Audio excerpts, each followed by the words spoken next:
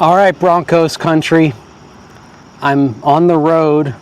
I'm at a White Castle, so we can make some Harold and Kumar references. Let's have a little fun here on a not-so-fun day, capping a not-so-fun day for the Denver Broncos. A loss to Indianapolis. There's plenty to talk about here on this edition of Denver Football After Dark.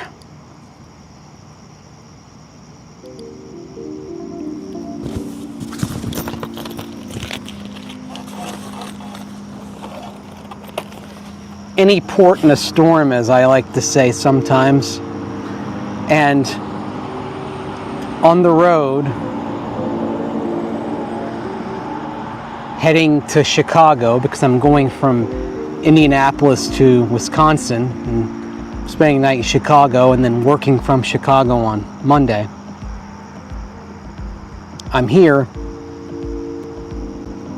in Lafayette, Indiana at a White Castle, channeling my inner Harold and Kumar to talk a little Broncos football with you in the wee small hours of the morning, pulling off of I-65.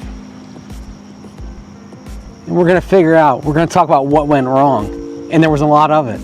A few things went right, but plenty went wrong. Let's commiserate, shall we? And maybe have a little food.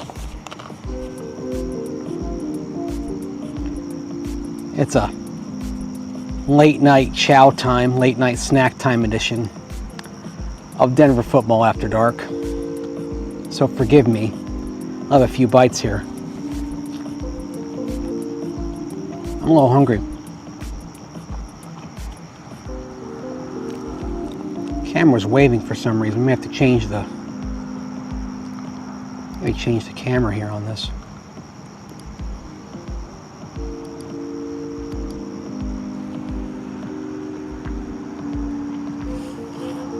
Might be a little bit better. Hold, please. A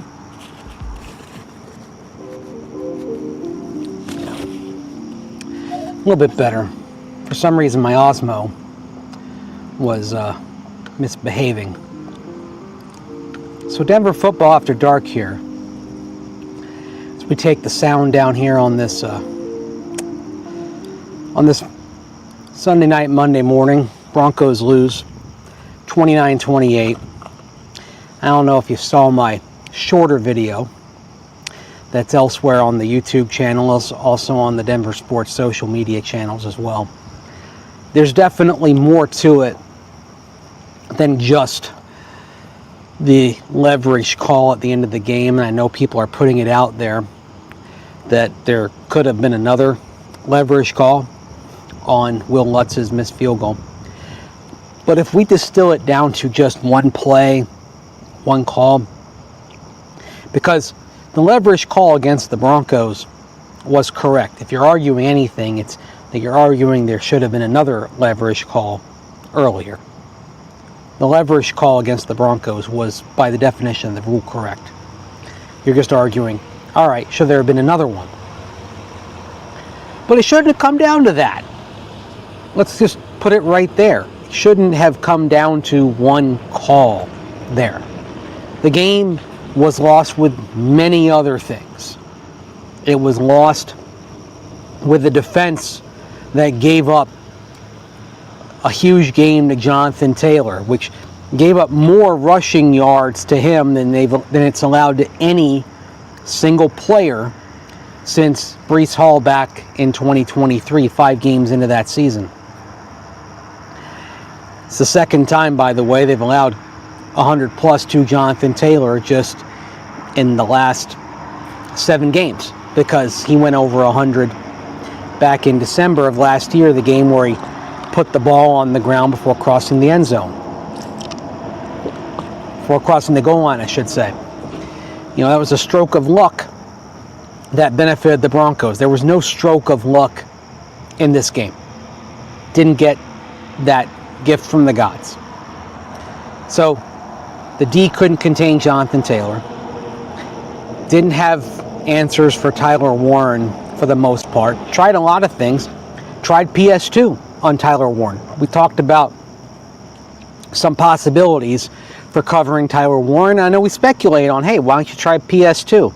Why don't you try the, the speed, quickness on size matchup. Well, they capitalized on that. Vance Joseph's defense still has trouble covering top shelf tight ends, which, you're going to see Dallas Goedert in a few weeks when the Broncos play the Eagles. You're not going to see a shortage of quality tight ends as the schedule gets going. So you might get a little break here next couple of games, but it'll get dicier as the season goes on. So be prepared. Defense gives up over 470 yards. That's significant because it's 4 times in the last 8, dating back to early December of last year, starting with the Cleveland game, that this D has given up 450 plus. And if you go specifically to 470 plus, that's something the D had not done since, or 450 plus, something the D had not done since the first 4 games of the Sean Payton, Vance Joseph era. They did that twice. They did that twice in the first 4 games back in 2023 against Miami and Chicago. Then didn't do it again until the Cleveland game last year. And now it's happening against Cleveland. It's happened against, it happened against Cleveland, happened against Cincinnati, happened against Buffalo in the playoff game, and now it happened again at Indianapolis. So that's a trend. I know we talked about it in December last year and said, okay, you didn't have Riley Moss, or you didn't have Riley Moss for the Cleveland game. You had Riley Moss playing injured against the Bengals and still coming off of that against the Bills. Didn't have Alex Singleton. And, of course, now you have Talanoa Hufanga. Well, Singleton's back, although clearly does not appear to be his old self. Struggled out there. Justin Sternad, even though he had the sack, not anywhere near as good a game as last week. There was actually one moment where Singleton was yelling at Sternad after a play, after a coverage bust. So you're not getting what you need inside linebacker right now. You still don't have Dre Greenlaw. It's messy out there on defense. Think of it this way. Since December 1st of last year, you've had 7 games. We're going to throw out the Chiefs game against the JV Chiefs. That really doesn't count. You shut them out. Good for you. That was a UFL team you were playing that day. 7 games. The D struggled to contain the run against the Colts last year. Shut down the Colts passing game, but that was Anthony Richardson. Struggled to contain the Browns. That was one of the 450 plus games. Couldn't contain the Bengals. Didn't force a punt until overtime of that game. Struggled against the Bills in the playoffs. Struggled on Sunday. They really had one good game against an NFL team in that stretch, because they struggled against the Chargers as well in the middle of that.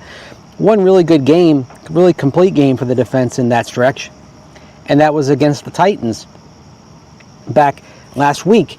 And that was a rookie quarterback in his first start. So it's not great for this defense. If the D struggles next week and the week after that, you're talking about roughly a half season here where most of the games for this D have not been good. And that's a concern. I need to take a sip here. Some tasty beverage to wash this down. I'm going to take a bite.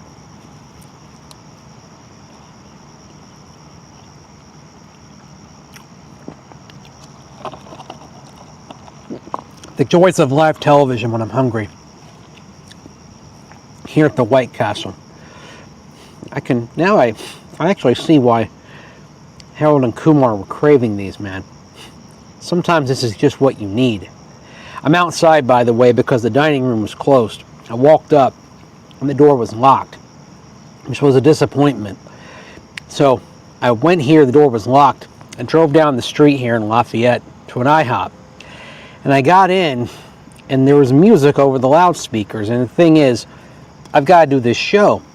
And if there's music in the background, it's going to mess up the monetization potentially, because it's, trademark, copyright, and all that stuff. So basically, it was back to the White Castle, go to the drive-thru, get 4 of these things and a Coke Zero, and then sit outside and do it. So that's why you see the ad for the triple cheese tots and me sitting here. Fortunately, it's September, a month so lustrous and gorgeous that there are songs about it. Earth, Wind, and Fire sang of September. Neil Diamond sang of a September morn. Dancing until the night became a brand new day. 2 lovers playing scenes from some romantic play. So September is the month that inspires creativity. So it's a lovely September overnight morn here in Indiana, not too far from Purdue University. Anyway, Derek, appreciate that, man. Gotta throw the comment here. I feel like Lutz tries to kick the ball too hard instead of a nice end over end ball. You get the knuckleball effect and it's moving everywhere. The thing is, though, I get what you're saying, Derek, but Lutz was 55 of 58 as a Bronco from inside of 50 before today, and one of those 3 misses was the block last year. So he's pretty good. I mean, and he's you're basically looking at a kicker who's about a 96% shot of hitting that field goal there. And he missed it. I mean, just the worst possible time. Yes, he missed it. But you can't, I mean, for the most part, you can't argue with his form and the results. But boy, man, the timing on it's frustrating, because you think the Raiders game a couple of years ago, he misses the PAT and it's a 1-point loss, and he has the blocked field goal last year. That not his fault. Okay, it was Leo Chenal and going through Alex Forsyth, and I always say over and over, great job by Chief Special Teams Coordinator Dave Tobe, one of the Mount Rushmore special teams coordinators this century, exploiting it.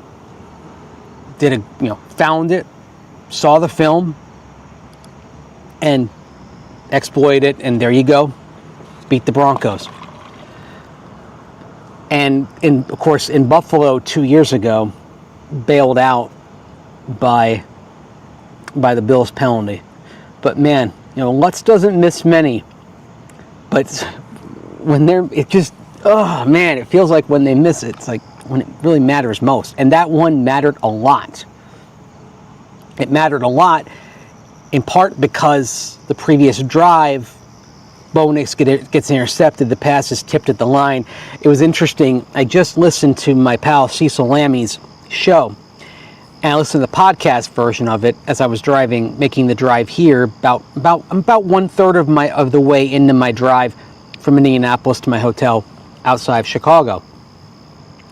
And I'm listening to it, and at first Cecil says, "Oh, the interception wasn't important." I think what he meant to say was the interception wasn't as bad as the picks last week, but it was important. It was hugely important. I mean, it was one of the plays that we're talking about as far as reasons why the Broncos lost this game that go beyond the leverage call. It was the pick. It was the missed field goal. It was the Dobbins penalty for delay of game for spiking the ball that really squelched the momentum of that drive, followed by Troutman being called for a face mask that put the Broncos in long yardage, and basically those 2 moments short-circuited a drive that felt like it was going to end in a touchdown. When Dobbins had that 23-yard run after the Broncos had converted a 3rd down, after that 12-yard pass from Ingram, honestly, Dobbins rips off that run. I'm getting the same feeling watching that drive that I got last week on the drive that ended in the Dobbins touchdown after the RJ Harvey run, which is, okay, they're starting to exert their will here, finally. And there have been a lot more positive moments for the Broncos up front today. By the way, great for all that went wrong. Broncos O-line, great game today. Great job in protection. Pretty good job in run blocking, but a great overall game. Bo Nix was not hit today. 0 quarterback hits for the Colts. So, I want to mention a few things that went right.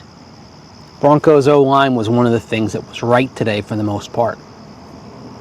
So, but they're exerting their will. Look like this is the moment here. Okay, I thought as I see Dobbins get down to the 20, I thought Broncos are going to score a touchdown on this drive. They're going to go up 9. They're going to win this thing 35-26 or maybe 35-29. The Colts get a field goal and they try an onside kick and they don't get it. And then the spike. You got to know better than that. You don't spike the ball unless you're in the end zone. I mean, that should just be a common thing, right? Just in life, you don't spike the ball until you get in the end zone. I tell my daughter that all the time. Like, you don't celebrate until you've won. That is what I say to her in life. Never spike the ball until you're across the goal line. So, I mean, I get frustrated over mental lapses, over, I'm gonna sound like Brian Doyle Murray's caddy master character in Caddyshack. Poor caddying.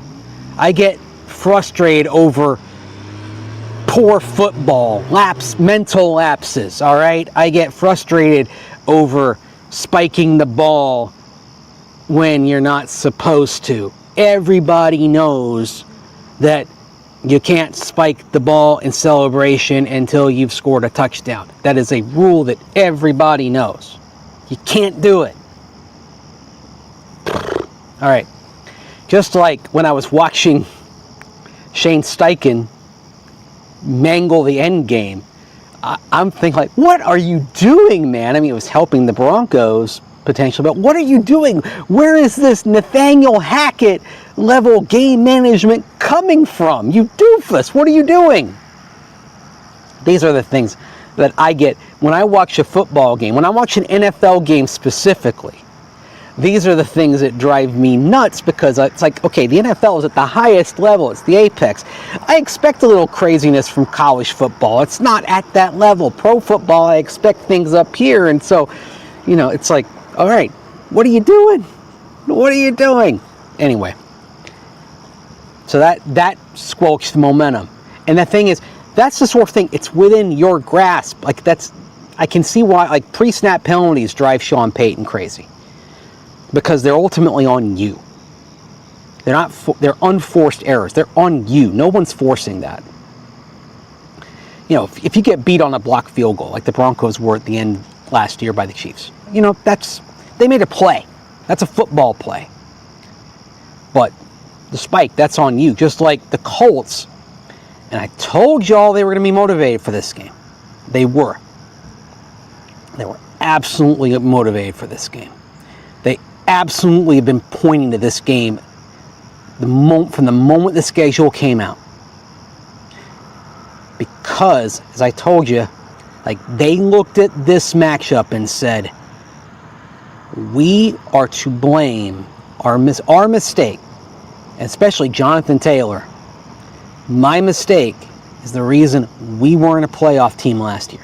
That's how they regarded that, and that's how they looked at this matchup. Like that, they looked at this and said, we let this one get away. We are not going to let it get away this time. And they were motivated for this game. And oh, by the way, they have a better quarterback now. Daniel Jones, you give him some weapons as a truck roams by here on the road near me. Give him some weapons, he doesn't look too bad. By the way, I love the comments. I've got the best lighting, don't I? Anyway, Denver Football After Dark here, live from the White Castle. I don't want to let these get cold.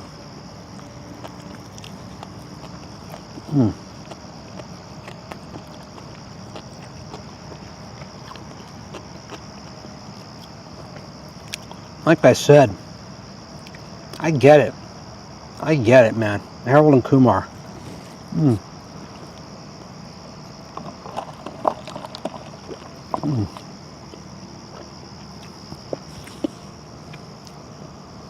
I mean, I don't want to shove them into my mouth with the same vigor as they do at the end of the film, but then again, I haven't been through the kind of odyssey they have. My rental car's still over there. Neil Patrick Harris has not come to steal it and then put some love stains in it, you know. But I do, like NPH, I do go wherever God takes me. And right now, God has taken me here to the White Castle in Lafayette, Indiana. Mario, I just ate dinner. I'm getting hungry again. Well, if I'm going to probably be here for another, probably about 20 minutes or so, because I do have to get back on the road. And there is a conference call at 10 a.m. Mountain, 11 Central, 12 noon Eastern. So I will probably get going, but well, I'm about to get my macaroni, cheese, string beans, and oxtail. Hey, man, I appreciate the taste here. Colston Lovin, the tight end the Bears drafted over Warren, 0 catches. You know, I'll say this: I did not move off Warren as my tight end 1 in the draft. He was top of my board at the position from the word go, and he stayed there. And it didn't work on the, it didn't work on the 4th down run. I didn't like that call from their perspective, by the way. It was great for the Broncos, and they read it well. I didn't like that call. I thought it was too cute on 4th down. And that 4th down play, you use a money play there. You don't use the gadget play. Use the money play. What is the most reliable, dependable way to get this yardage we need? The clearest way to get it. It's not Tyler Warren there. So I thought Steichen got too cute. But it was good for the Broncos. What wasn't good for the Broncos, I mentioned the 4th downs. So if we throw out that Chiefs JV game, you have now, let's just take a look at the stats, shall we? I'm going to go to, it's all, by the way, I always say, this is always great when I go look up the stats here. But this is part of live broadcasting on YouTube. Sort of raw, unfiltered, whatever. Anyhow, oops, my bad. Went in the wrong direction here as I clicked on this. So,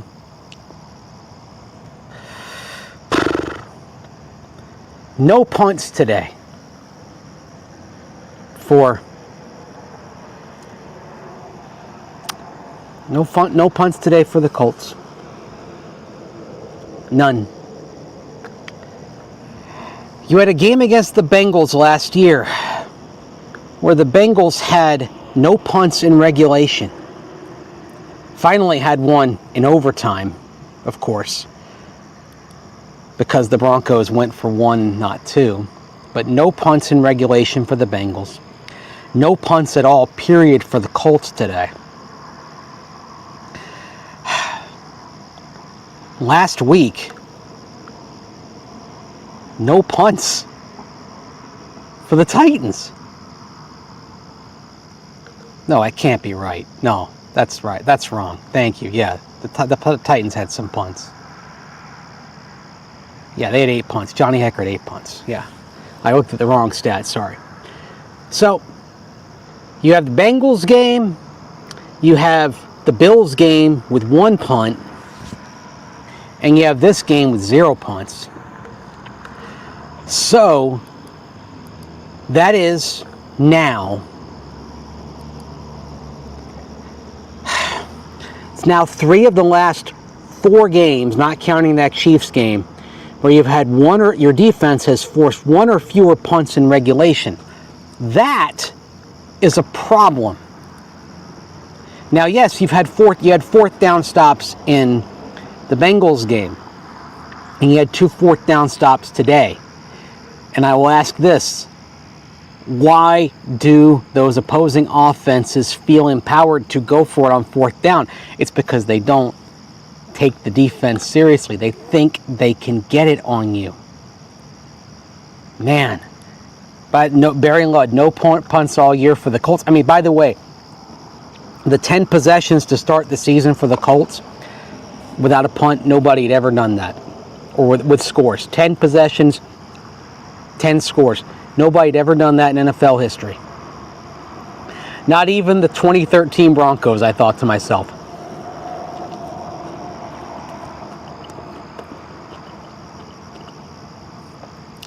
Good for the Broncos for stopping those 4th downs. Good for the Broncos for getting it done in the red zone. That was the one thing they did right today. Red zone D, 4 stops out of 6. So they stiffened. Another thing, nice, some good pressures, some good blitzes from Vance Joseph to get off the field in some key situations. But a concern is that when there weren't blitzes, there wasn't a lot of pressure. That's worrisome. Yes, the Colts have a very good offensive line. One of the better ones you'll see. Certainly a lot better than the one the Titans brought to Denver last week. But the Broncos' front 7 ought to be able to get pressure on it. Wasn't a good game up front.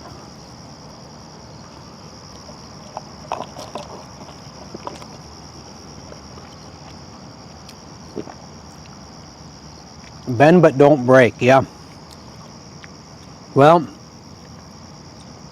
this season, that defense bent and bent and bent. Bent and snapped a couple of times. And Jonathan Taylor snapped it in 2. He's one of the 3 best running backs in the league, clearly, and maybe one of the best 2. So you're not going to see many like him. Unfortunately, one of the ones you're going to see like him, you're going to see in just 3 short weeks, because you got to see Saquon Barkley in Philadelphia. That's a problem.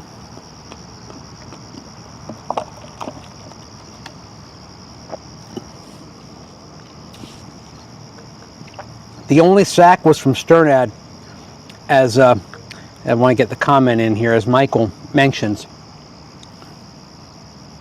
It's interesting because as a few of us were discussing in the press box when we were doing it, sometimes when we get up and take a break from our work, from our writing and producing and whatever, we'll talk about it amongst ourselves.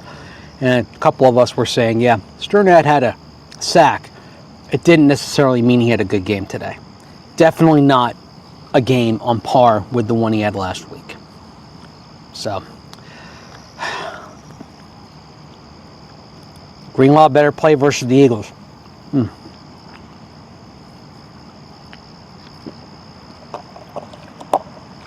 This is what you get when you get a White Castle show. I would expect a decent chance that Greenlaw plays next week. The fact that he at least saw some limited work on Friday was a good sign. Let's see how much he has on Wednesday. If there's a bit more work for him on Wednesday, I think there's a decent chance that he is back in the lineup in time for next Sunday's game. You'd certainly like to have him back. It'd be good to see this defense at close to full strength. At that point, the only guy missing would be Malcolm Roach. Now I think you have to watch Pat Surtain. He did play the rest of the game, did come back in, did acknowledge there was some discomfort. I noticed after he did his group interview with the media in the locker room, right after that, kind of the door was open, and so we noticed him kind of back on the training, back on the table, getting an extra, extra look at his ankle. That's pretty typical. With those injuries, you do wonder how he's going to feel on the day after. You play through it, you gut through it, adrenaline kicks in, all that. The tale is often told the next day. And then a couple of days later, whether he's out there at practice or not. So the fact that he played, probably a good sign in terms of the long-term severity of the injury. But in terms of monitoring his availability for perhaps next week, I'd say you're not out of the woods yet in terms of whether he might play or not. It's something to keep an eye on over the next few days. So,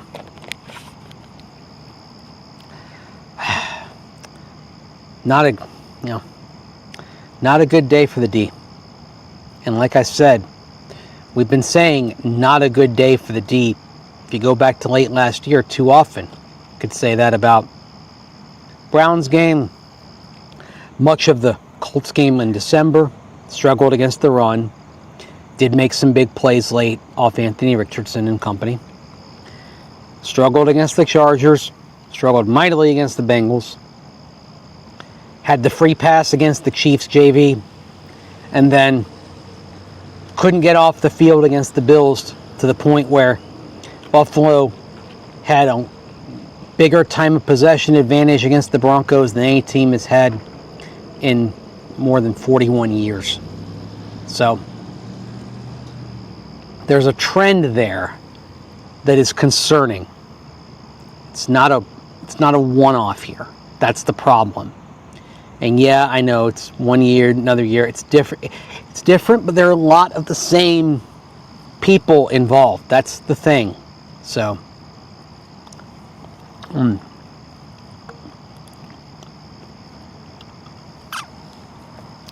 there is something you like, Troy Franklin. And I love Nix going out and hitting him down the left side. Been waiting for the Nix to Franklin connection down the left side, and it's finally there. I think it's fair to say now, Troy's wide receiver 2 in terms of use and effectiveness. Although, nice touchdown catch by Mims today as well. Mims and Franklin, now, what you're seeing from them is they can make up for when Sutton either isn't getting open or isn't quite as involved. Now it's not, if Courtland Sutton's struggling, this offense is going to be stuck in neutral in the passing game. Not the case. Because you've got Franklin and Mims that are bringing it more. Did get Pat Bryant a little involved as well, so Sean Payton wanted to get Pat Bryant the ball. Did get Pat Bryant involved, so starting to step forward with him, that's a good sign. So, Devon Vele, I'm glad you're keeping up with that crumble, because I'm not. I admit, on a game day, on a Sunday, I'm really not watching much other than the Broncos. I got kind of that laser focus. Occasionally I'll look up at Sunday Night Football. Like I looked up just long enough to say, wow, look at the Falcons. How about that? And Chris Thomason's like, well, I guess J.J. McCarthy, 1 quarter last week, not enough to carry it over. So there's a fix for the loss today. Beat the Chargers next week. Yeah. And if you do, you're feeling good. One thing that we do know, the Broncos, unless there's a tie on Monday night, the Broncos will be in second place after Monday night. I say unless there's a tie, because if the Raiders and Chargers tie, the Broncos will be in third place. But if the Chargers beat the Raiders Monday night, it's a key moment. And like you say, Eric, you can fix today by winning next week, and then all is great and wonderful. You'll be 2-1. You'll have a tiebreak on the Chargers and a road win over the Bolts in your back pocket. You're going to feel fine. But the pressure is on now. Now you're staring 1-2 in the face. It does help that you're going to see the Bengals in 2 weeks without Joe Burrow. It helps, but the Bengals, as we saw 2 years ago with Jake Browning coming in for Burrow, it's not like they're a pushover. That Bengals team with Browning was good enough to hang in there into the playoff race until the end of that season in 2023 with Browning. They do lose something, but they can stay in it. Browning is the classic example of the backup quarterback who can keep you around 500, especially in that offense, in that scheme. Furthermore, I'll just throw this in there just for fun. Boomer Esiason, back in February of 2024, suggested to me that the Broncos ought to consider trading for Jake Browning as their quarterback solution. I'll have to find that clip and play it this week. When I was asking people at Super Bowl week, what should the Broncos do in the wake of moving on for Russell Wilson? That was Boomer's idea. Of course, Boomer, a little bit of a bias there as a former Bengal quarterback, so that's probably why he was suggesting Jake Browning, even though I think he probably didn't want them to trade Browning because he liked the fact that they had such a good, reliable backstop there behind Burrow. And the thing I thought to myself is, there'd be no reason for the Bengals to trade Jake Browning because he was on a rookie contract, incredibly cheap, and they might need him. And now they really are going to need him.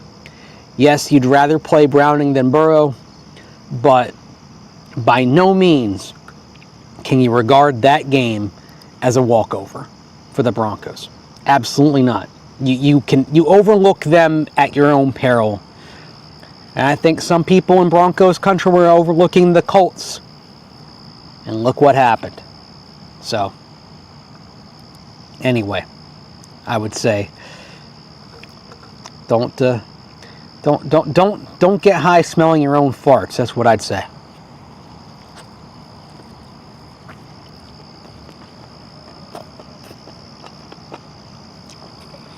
Talk amongst yourselves.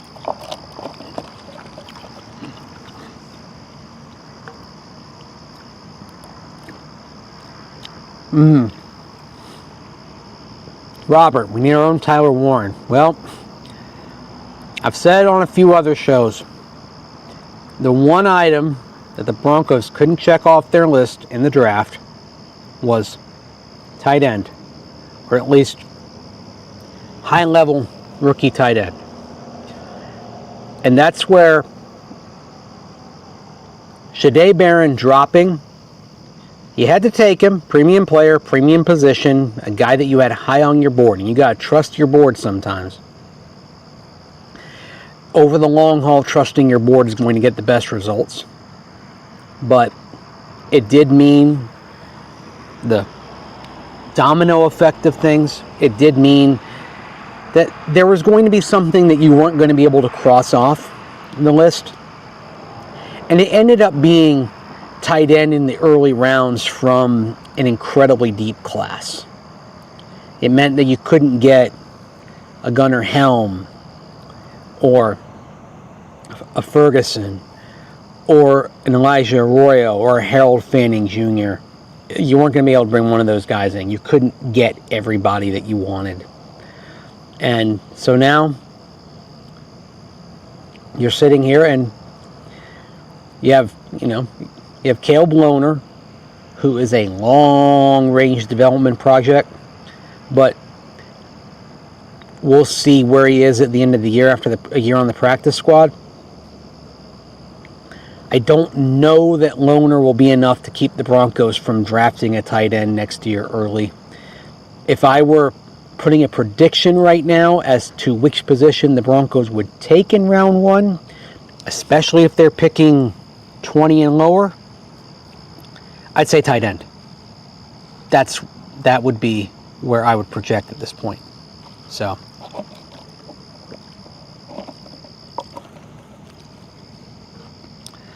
I'm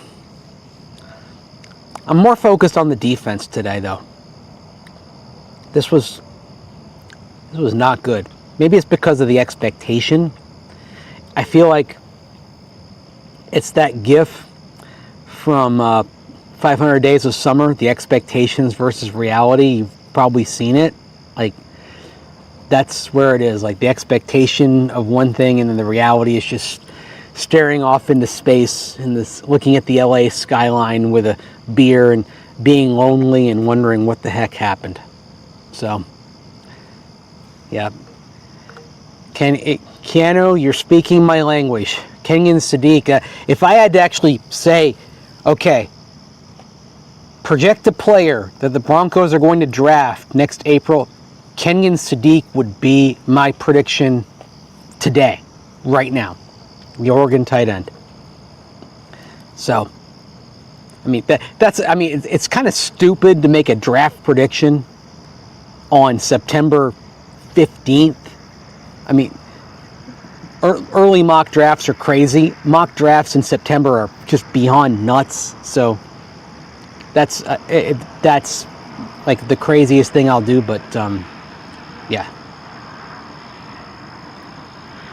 defense got torched, but held the Colts enough for the Broncos to win. Well, should have, but had an interception, had a missed field goal. So it went. 4 touchdowns was promising. Some nice drives over the course of the game. Bo Nix better for the most part today than last week. Protected well. Run game more consistent. Didn't have the big pop like RJ Harvey did last week, but generally more consistent than last week. I thought Sean Payton I thought he called a pretty good game today. For the most part.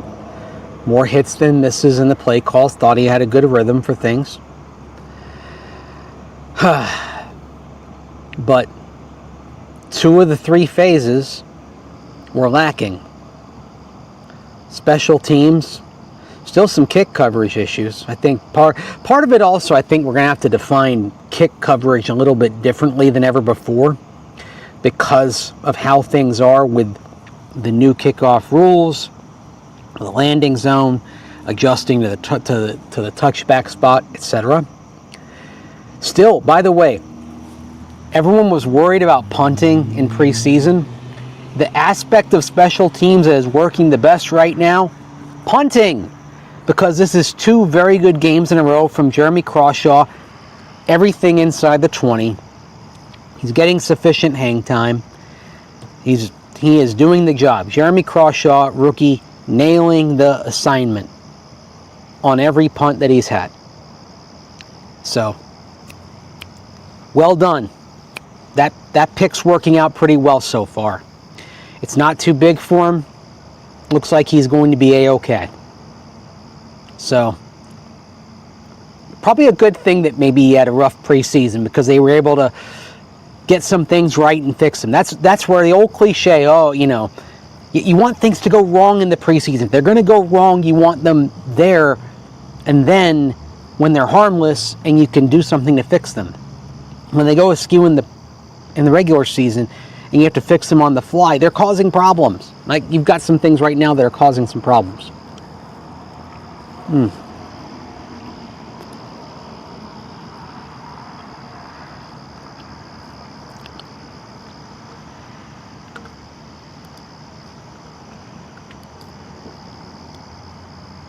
I am too.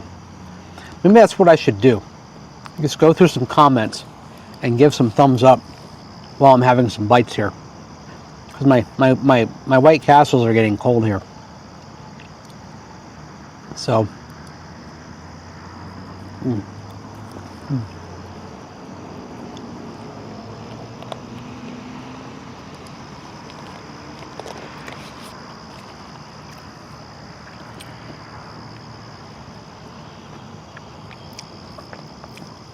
Inside linebacker, it's been a long time since the Broncos took an inside backer high. I mean, I think you have to go back to Nate Irving for the last time the Broncos took an inside backer in the first 3 rounds. So that's 2011. I mean, that's like, it's ancient history in football terms.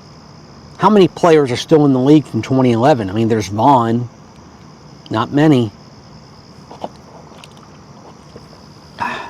Good stuff, by the way. Crinkle fries aren't bad either.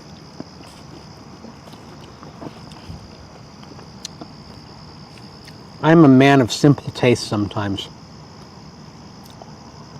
I can enjoy a gourmet meal, but I can enjoy something like this. You know, that's the thing. I don't have particularly elevated tastes, believe it or not. I'm a little bit of a snob on some things. I'm not really a food snob. I can enjoy a fast food meal. I can enjoy a meal at Olive Garden. I know that years ago there was this review of Olive Garden that these foodies kind of went crazy over, and I'm like, sometimes a meal at the Olive Garden is fine.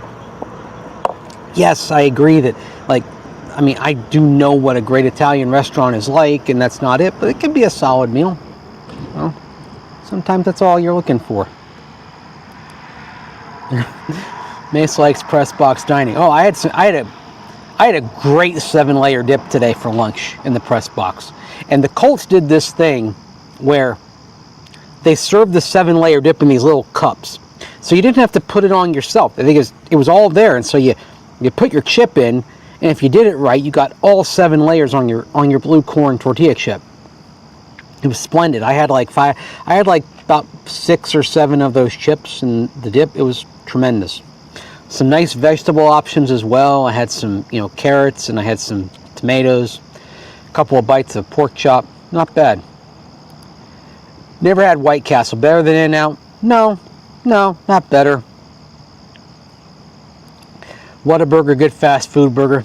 Yeah, I agree. The spicy ketchup is the nectar of the gods. Bubble guts from White Castle. Well, I'll let you know how I handle it. Might be a sequel to this on Monday night. A lot of close games, enjoyable football. Yeah, and I got a little flack for this on social media from a couple of people. Because I said this about the first half. The first half of the game, the Broncos-Colts game, was amazingly entertaining. It was fun. Up and down the field, big plays, good execution for the most part. It was fun football to watch. Sometimes that's what I'm just looking for. And again, that's sort of like I want to see a good, crisply played professional football game with players at the highest level doing high-level things. That's what we got in the first half. And I enjoyed that tremendously. The people who bought tickets to that game today, they got their money's worth out of it. Sometimes that's what it's all about. You pay a premium price to watch an NFL game, and you get a premium product. So sometimes that's what you're looking for. Appreciate that, Cody. Oh gosh. Quoting Caddyshack. Thank you, media critic. Yes. A lot of orange in the stands. Cornbread, you were right. Especially on from the press box where you were sitting, the far side upper deck. It probably was more orange than white. And most of the Colt fans wore white. They followed through with the white out request for the Colts today. So, and any predictions for the upcoming game? Ask me in a few days. I've got to disseminate this one first. So I haven't even done my rewatch on this game yet because I was doing my writing, produced my video, and then I got on the road. I'll probably do my rewatch on this thing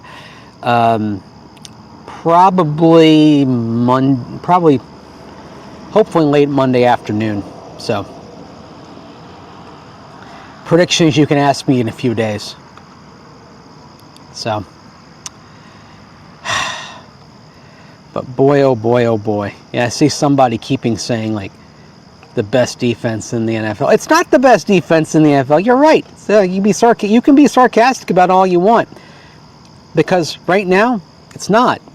And the numbers back that up. You give up 470 plus yards in the second game of the season, you're not the best. Maybe this will be a wake-up call. At the minimum, it's certainly a how do you do. Good to have it now, I guess. It's going to get everyone on point. If they respond well next week, message received.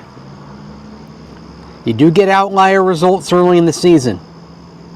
You're hoping that for the defense, this kind of results in outlier.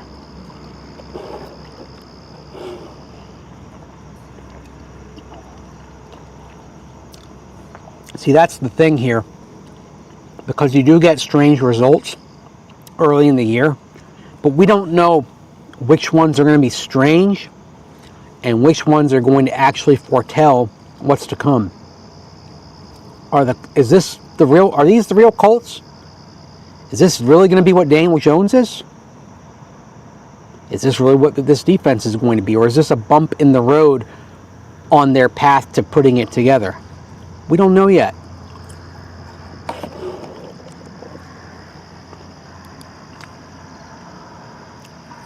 What happened to Ingram? Boy, a few of us in the press box were wondering that today until that catch that he had for 12 yards on what I thought was going to be the game-clinching drive. So, yeah, I don't know.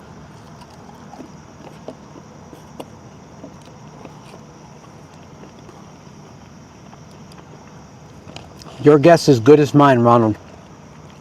Not a good day. Any road game traveling east is dangerous. Always has been. Yeah, but it wasn't an early game. The dreaded 1 o'clock or noon game. For the Broncos, those are usually terrible. Not this. This was... You figured they got a break with this thing being a 4:05 Eastern Time kickoff. Nope.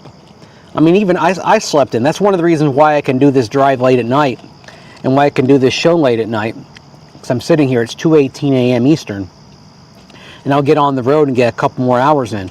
I can do this because I slept until literally 11 a.m. Eastern Time this morning, or yesterday morning.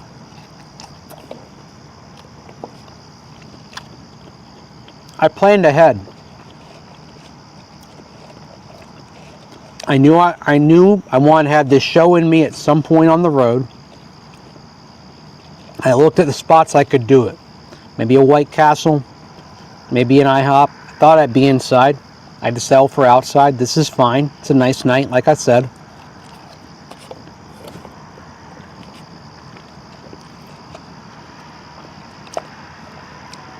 This is hitting the spot.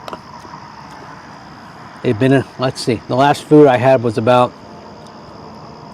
it was about 8 hours ago. So I was hungry.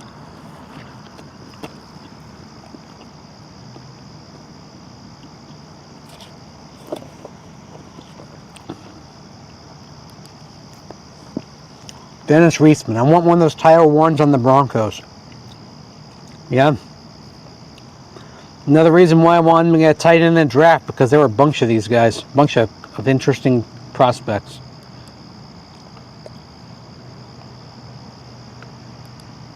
Broken record, but I need to see what this D looks like with Greenlaw. That's one of the reasons why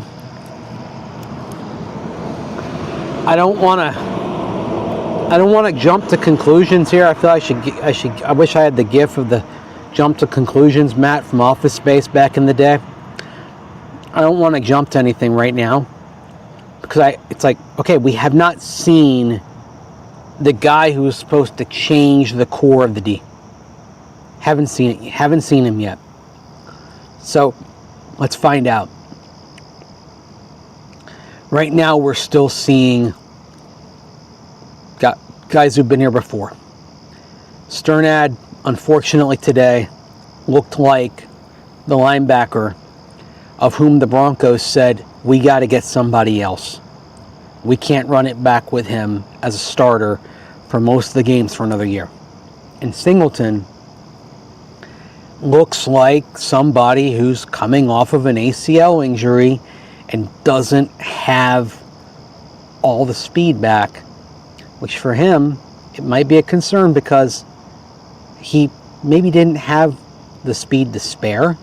So you hope he can get it back as the games go on. You get more confidence going off that knee. That's something that does come into play. But too often, I mean, you saw it today, chasing. Not a good day.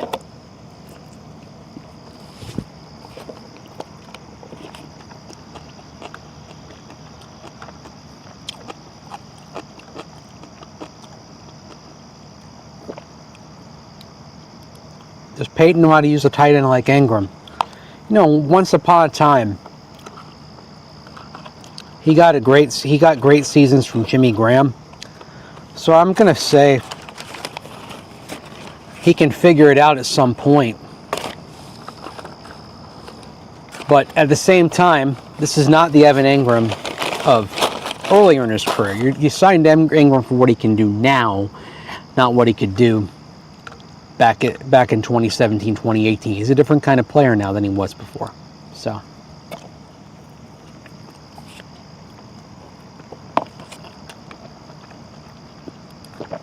when do we give the young guys a chance? Abrams, Drain, Reed, and Bailey. Let's wait a little bit. Look, by the way, they're not benching Riley Moss. Okay? Riley's going to stay in the lineup. Riley's still going to be out there. They're not benching him for Abrams, Drain at this point. So, just kind of cool your jets on that for a little bit. Bailey's on the practice squad right now. And he wasn't even active today. They didn't elevate him this week. They elevated Garrett Wallow. So let's just kind of pull back on that. I know they like Abrams Drain. I know Abrams Drain had a heck of a camp. But also understand that you don't want to totally shred anyone's confidence as well just yet. You kind of ruined Damari Mathis's confidence the way they benched him a couple of years ago. He was never the same after that. So you have to be careful with how you handle cornerbacks in and out of the lineup.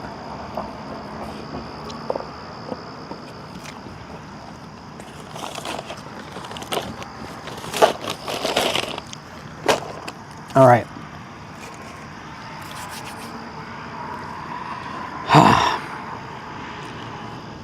So all three phases were culpable.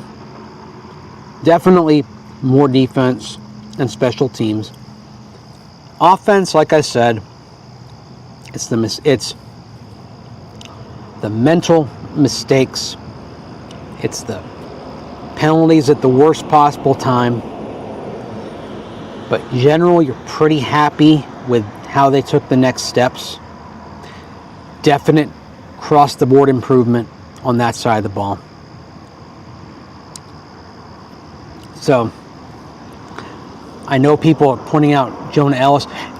If it weren't for the leverage penalty on the last play on the field goal attempt, I would have been talking about DeAndre Tillman and Jonah Ellis and saying, the backup edges were actually more efficient than the starting edges today. Jonah Ellis and Tillman were generating some pressure. So, again, that is something you like on the defense. But by and large, offense took some steps forward today about which you have to be encouraged. Defense, as Von Miller would say, time to go back to the lab for the most part. Tillman and Ellis did well. Wasn't the best day for Benito. Certainly wasn't the best day up front for the defensive line. We'll see how Pat Surtain looks in the coming days as well. Some missed tackles, some whiffs. This won't do. A game without forcing a punt won't do. a team with this talent on defense, going a game without forcing a punt. 2 games ago against Buffalo in the playoffs, forcing 1 punt. And yeah, I know, you didn't have Singleton that day, you didn't have Hufanga then. But you had Zach Allen then, you had Nick Bonito then, you had Pat Surtain then. Should have been able to force more than 1 punt that day. Just saying. You had that talent on the field against Cincinnati last December.